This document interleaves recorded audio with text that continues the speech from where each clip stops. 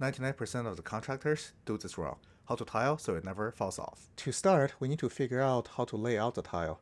This means we're trying to eliminate any sliver cuts, which is a very narrow cut of tile at any edge or any of the walls. This is done by laying out the tile with measurements. In the painting video, I already measured out the wall's length and height. I also measured out how high the bathtub will be. Here you see me laying out the tile with a story stick. A story stick is a piece of lumber where I marked out all the measurements on there. You can see the Sharpie marks on the stick. With the stick as a reference, I can easily see where the wall's height and length end up. This way I don't have to keep pulling out the tape measure and measure repeatedly. I lay out all the tile on the floor in both a long edge stack pattern and a short edge stack pattern. This allows me to very easily see which way works the best. The tile we're using in this project is 1 feet by 2 feet long. This size of tile can easily be stacked horizontally. Sometimes when we go to a bigger tile, like a 2 foot by 4 foot tile, it's easier to go vertical. This would all depend on the height of the shower and the overall room.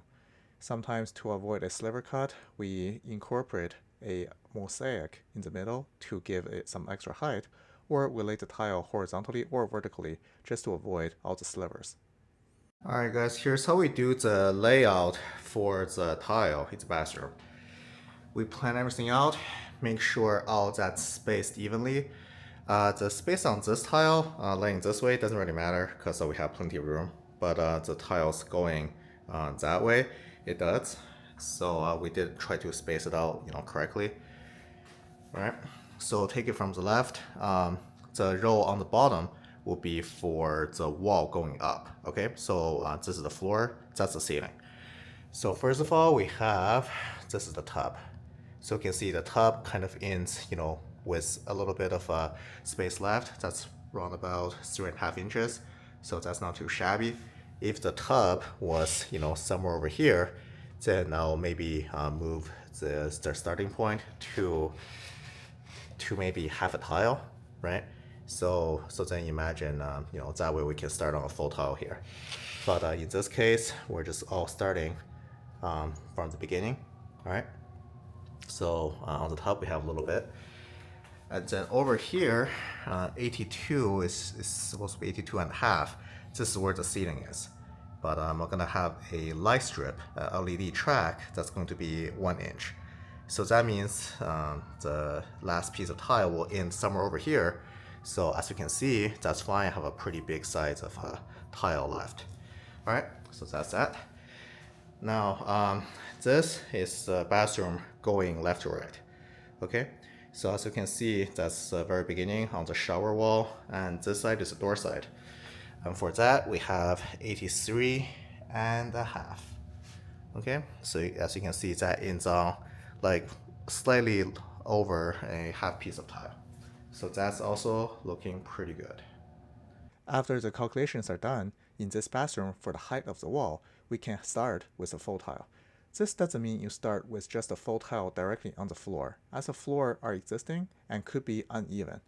I used a level on all 3 sides of the wall to figure out which side is the lowest. I was able to determine the side closest to the bathtub's plumbing fixture is the lowest point.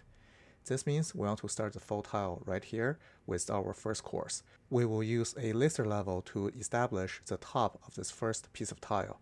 This tile will be a full tile. But because the floor is actually higher on all the other sides, we need to cut the bottom side of the tile where it meets the floor. Doing it this way allows us to have a very level and even first row of tile to build subsequent tile layers on top of.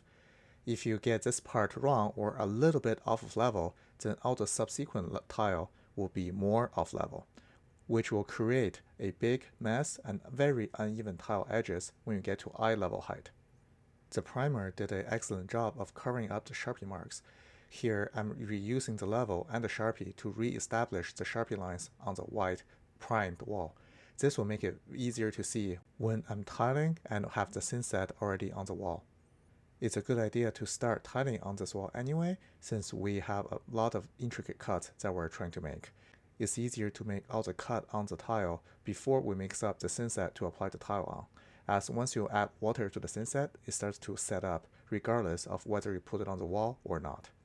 By cutting out the tile and all the intricate cut that we can do first, we eliminate a lot of the dry time that the thin set will have to go through, extending its shelf life and making our tiling job way easier.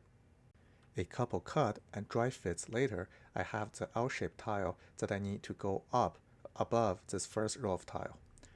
Notice here that the flange of the bathtub extends out a little bit, meaning I need to cut the backside of the tile off to accommodate for this extra contour.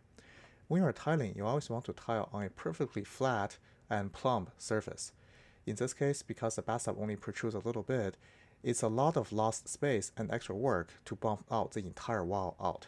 Therefore, you see me just making a cut on the backside of the tile, making sure the tile can accommodate this extra protrusion from the bathtub flange. Another step I want to do before I mix up the thin set is to apply the LED light strip tracks directly to the top of the walls. I designed the LED strip in this bathroom to give extra warmth to the room, as we do not have a central light above head. We're using a combination of LED light strips and the LED mirror to illuminate the bathroom. You might have seen elsewhere that people like to use the LED tracks directly on the ceiling so the lights are shining down.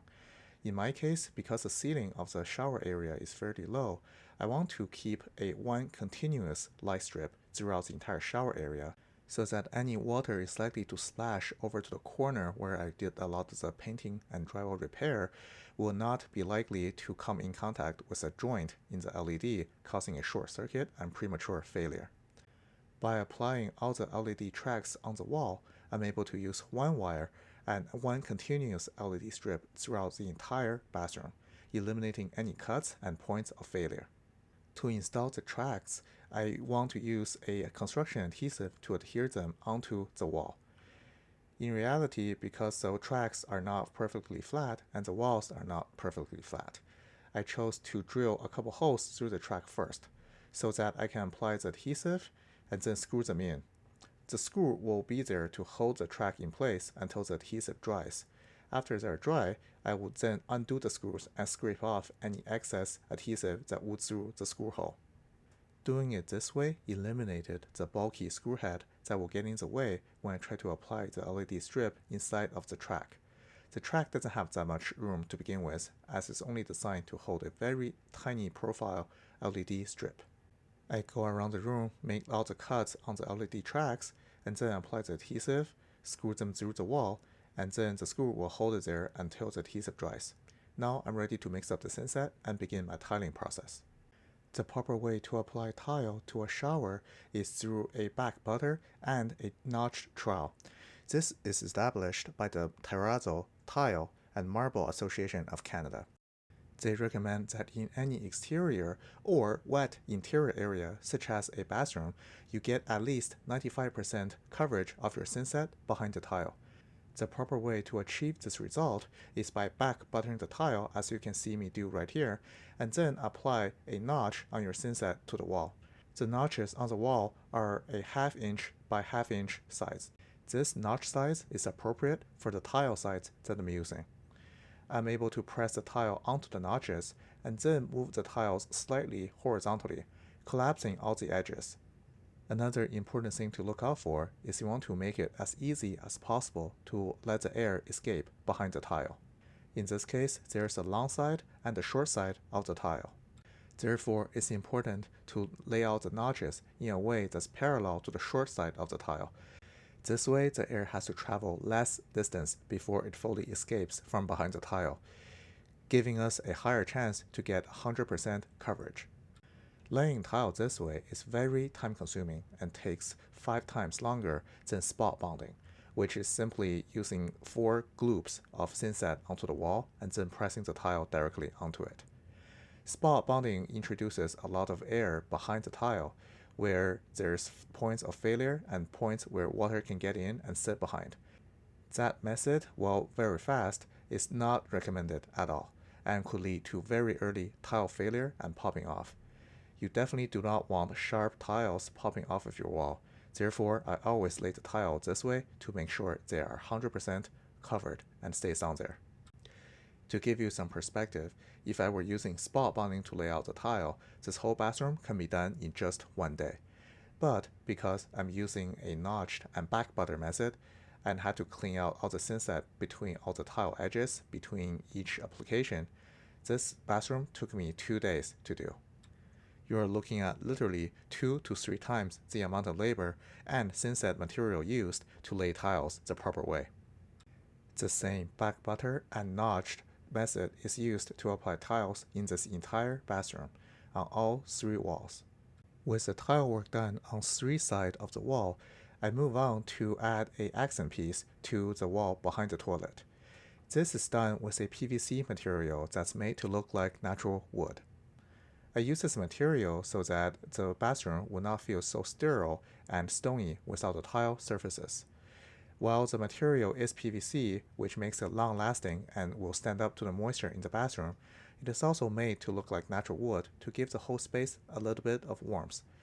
This PVC wood slat will need to be cut to accommodate the water supply to the toilet. I use a offcut piece as a template to measure out everything. This way I can have a low risk and very precise cut on my finished piece. I use one whole piece of the PVC wood panel to lay out the distance, and then I can measure out the piece where I need to cut. Fortunately, I got this pretty close on the first try. I then make the final cuts on both sides of the PVC and then apply a generous amount of construction adhesive and apply them to the wall. There is no fastener that's needed because the wood panel is very thin and flexible. I was able to make it contour to the shape of the wall, and the sufficient amount of construction adhesive behind it is enough to hold it in place.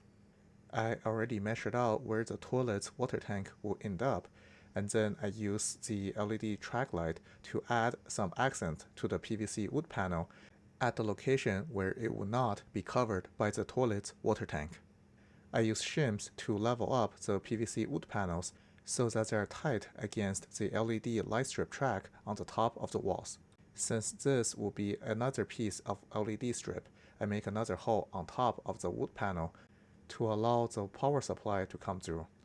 I then use construction adhesive to once again adhere another piece of LED track to this portion of the slat. I waited 24 hours for the construction adhesive behind the wood slat and the extra piece of LED track to cure. Now I'm ready to apply tile on the remaining sections of the wall. Previously, there were no shut-off valves behind the vanity. I gave the clients this upgrade so that they have more control over their faucet in the future. I also gave them a new shut-off for the toilet.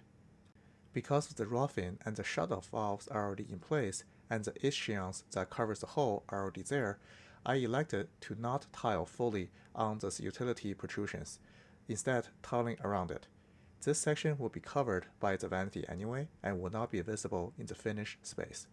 While not necessary, I apply a scrap piece of tile on the edges where the 2 walls meet. This piece of tile acts as a wedge and support for the subsequent pieces of tile I'll be applying later on. It also gives the vanity, which is always square and straight, a uniform straight line to stick to. This way, if there's any connection needed from the vanity to the wall, it can go straight to a solid and even surface. Applying the tile profile to the wall where the tiles will meet on an open outside corner.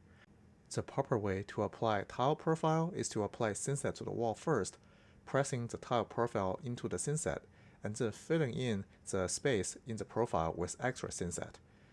It's way easier to apply the tile first and then apply the tile strip afterwards, as in that case you can bend the profile slightly to conform to the tile, versus having to make very accurate cuts on each single piece of the tile to conform to the tile profile that's already cemented in place. This is another differentiating factor that separates my work with cheaper alternatives, as I take the extra time it takes to do things properly to make sure your tile profile is fully supported and bonded to the tile's thinset. With the tile profile already installed in place, I can continue on with tiling the wall. The last section of tile to finish is the niche.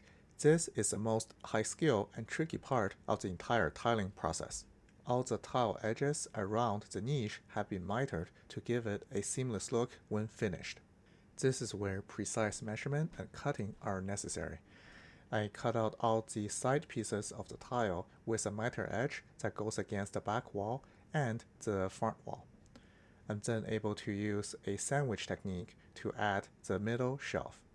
This is one piece of tile sandwiched between two pieces of miter tiles. This way the shelf will be super strong and sufficient for this type of application. One detail I want you to pay attention to is I added some spacer underneath the shelf so that the grout line with the surrounding tile lines up and the shelf is not just sitting on the tile below. This is an extra detail that will make the shelf look great. The shelf is also where I need to install the LED track that will go into the bottom of the shelf and the bottom of the top piece of tile. I just had to make some very tiny sliver cuts of tile, making sure every size matches up. I'm then able to add the thinset and the construction adhesive to the backside of the tiles and the LED track. I'm then able to sandwich everything together to make it all very tight and strong. Red wedges are used to make the tile conform to the direction I want, while the thinset and the construction adhesive are still bendable. The final piece of the niche to go in is the end piece. This piece is applied with construction adhesive applied very thinly so that it does not ooze out and cause contamination to the tile surfaces. I use some painter's tape to hold this piece in place while the construction adhesive cures.